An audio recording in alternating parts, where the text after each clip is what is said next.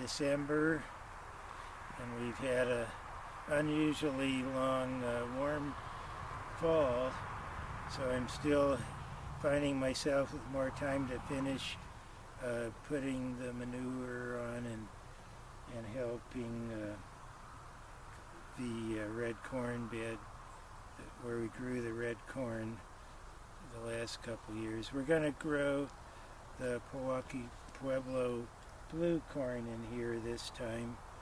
So I want to show you what we do to give back to the earth and prepare the ground for next year, put nutrients and strength in it. And the first thing, of course, is we cut down the corn stalks. And now I'm digging up the roots. Ketumwa. That's what the skeletons of the corn are called, and all the dead plants in Hopi language. I used to show that film, Hopi, Songs of the Fourth World, to my classes every year. Ketumwa. So you get rid of the ketumwa, you take it and either put it in the compost or the burn pile, and these will probably go both of those places. And we rake up the remains, and so I'm going to just talk a little more about what we're doing here. I'll make this kind of quick because it's getting dark here in December at 4:30 p.m. in the Rocky Mountains. That's part of it, goes with the territory, living in the northern Rockies in December. As the days are getting shorter and shorter, you don't have a lot of time in the sun, and we find ourselves working in the dark or near dark quite a bit. So we have 8 rows here where we've been growing the red and the blue corn for years, and every year we put nutrients back into the soil. And these first 6 rows are done. The 6th row here is almost done. Look at that beautiful rich soil. And we're just working to keep it richer, and it's always been organic.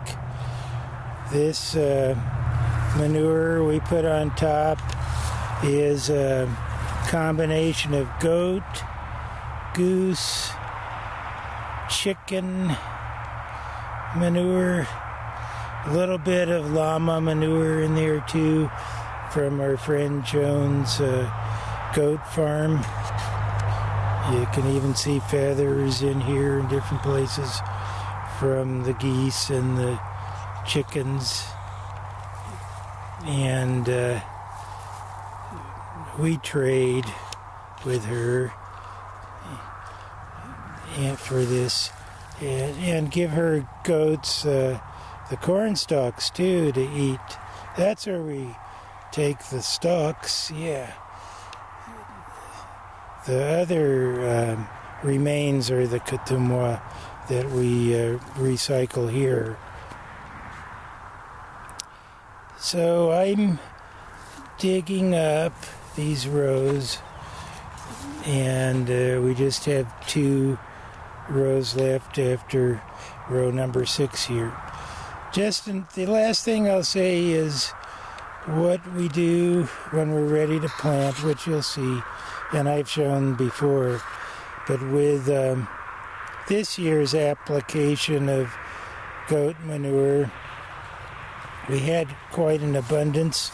So instead of just putting the manure in the spots where we were going to plant, I just covered the whole row, and I'll use it like a mulch and just dig the spots where we're going to plant and just leave it sitting on top. It's about 2 to 3 inches thick on top. And so those nutrients will continually melt into the ground with rainwater and melted snow throughout the growing season. Of course, we're using the drip lines now since last year. And you can see I took the drip lines before I did this, and I put them on top of the cardboard paper mulched rows so we could work in the planting rows without the drip lines in the way. So there's the drip lines sitting in the walkways now till next season. And I know some people say to put the drip lines away for the winter, but being the minimalist and rebel that I am, I'm going to see if anything happens to the drip tape, as they call these extensions, during the winter, and if they're in fine shape in the new season, great. And if they're not, I'll replace or repair the ones that need to be repaired, probably with duct tape. And I have an abundance of this drip line. We got a big roll and didn't use more than probably 1/8 of it, or 10 or 12% of it, or something like that. So that's what's going on here on this winter day, or late fall day, if you want to still call it fall. December, what are we, the 3rd now? December 3rd. Okay, enough for now. Loving this earth.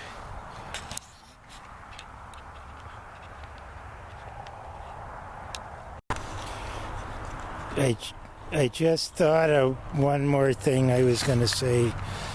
So as we clear this scraps of plants, ketumwa, out, we're not taking out every scrap, you know. It doesn't have to be purified or any concept like that. So we actually intentionally leave some of these plant scraps in the soil, because that helps to keep the soil from getting compacted. Not only does the mulch and manure help with that, but also having some of the scraps of old plants in there for the little bugs and microorganisms to consume. It all helps the different species of life that will live in here with the corn. You know, there's companion plants. We plant the corn, the beans, and the squash or melons all together in here. And keeping a few scraps of those plants in the soil is actually really good for it. Oh no, here comes a train, no audio anymore. Well, that's all I was going to say. See you later, everybody. Fare thee well. Well, it's been quite a while since I was putting manure on the rows out there in the corn area since November sometime, and now it's January. As you can see, the ground's covered with snow again. It's been either covered with snow or frozen since about mid to end of November. So We're working in the greenhouse now and doing what I was doing in the field outside before it froze. Taking out the old corn stalks like you see there, and any weeds and whatnot, and getting the ground ready for more nutrients to go in it, and just to be good and ready for the seeds that will come in May in here, end of May out there.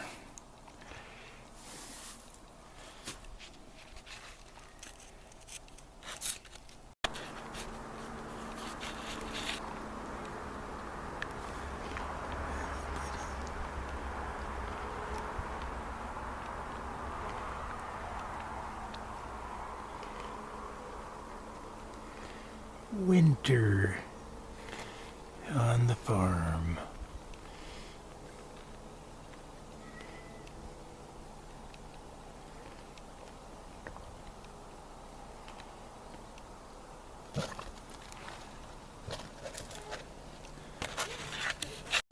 Okay, go ahead and start. So, like I said, I'm working on what I was working on out there on the red corn, and so I just use this tool and pull up the roots of grass and then the corn, and the ground's not frozen in here because it's a greenhouse, and we covered it with this straw that you see here. The last time it thawed out, it was frozen a little bit, then it thawed out when it got warm, and then we put the straw on. So it's good to work, and so like I always say, we're not here to eradicate anything that people like to call a weed.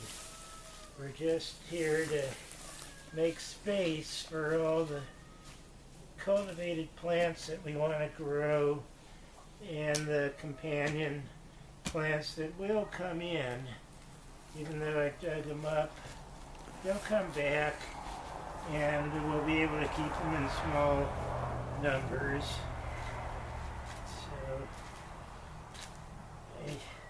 I use this tip to break up the dirt to not hurt the worms that are in here. Most of the worms are way down low right now, but whenever it warms up a little, they come up to the surface.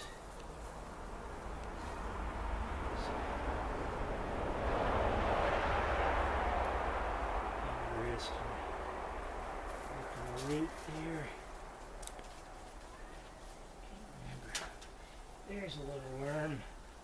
So if a worm does come up, I set it free from the mud and toss it into a place where I already worked to keep it safe.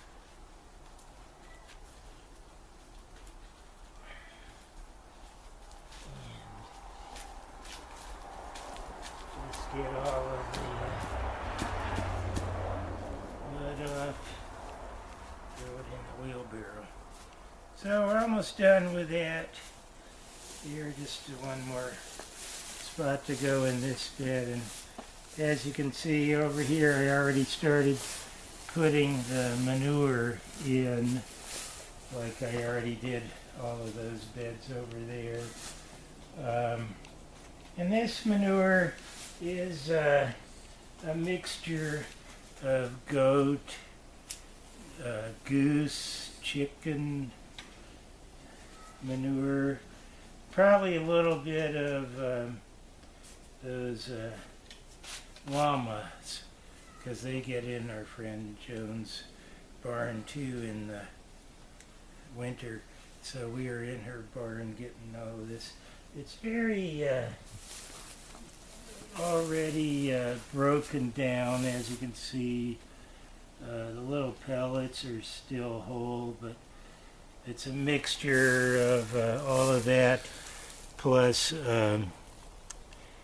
the straw from the barn floor. And we're using it as a mulch here, as well as where we're going to have the crops growing. As you can see, I pulled up the drip lines, and so you can imagine these drip lines stretched out again throughout the whole bed. And just where those are and where the emitters are is where we will dig in here and mix it in at each spot where we're going to put seeds. And everything else will stay covered, which will limit the growth of what people call weeds, that I call companion plants, or just call it nature, you know, without eradicating anything, and allow some of the natural plants to come up as they will, without getting too crowded in here. And it worked pretty good last year. I'm putting in a little bit more manure this year, and I'm going to experiment to see what is too much manure and how this type of manure works as a mulch as well as fertilizer for each spot where we plant seeds. I'll bring that twister tool out and mix it in at each spot. We'll show you that later. Okay, so just in closing, you know, a lot of folks, if you looked at my blog, it's hard to imagine that this guy who's not all that good at speaking is the same guy that wrote some of those articles, well, all of them, those essays in there. I do a little better at writing because I can edit and go back and fix everything. My extemporaneous speaking isn't as good as it used to be because my memory's kind of worn down a bit. But you know, I was a professional lecturer when I was younger, and over the years it just kind of wore down. But here I am trying to show the principles that I write about in actual action, taking care of the earth in here and out there, and keeping that balance of the wildland cultivated crop interface that we have going on everywhere. And I just wanted to mention that I'm going to do less of the writing on the blog, less of the essays that explain why about everything, and do more of the showing. Just showing the plants and the life and how we interact with them here, instead of explaining why we do this so much anymore. It's all out there. All the explanations are already out there. They're on the blog. We know what the earth is going through, and the reasons that we need to have a different way of life than the prevailing systems of this world. And so we don't grow for money, we grow for life. Very rarely do I sell anything. You know, I've got the Medicare and the Social Security like all the other old timers do, and that's enough. And most of what we eat nowadays is what we grow or gather or trade with other people for. Okay, that's enough for now, I guess, Noah. Thanks.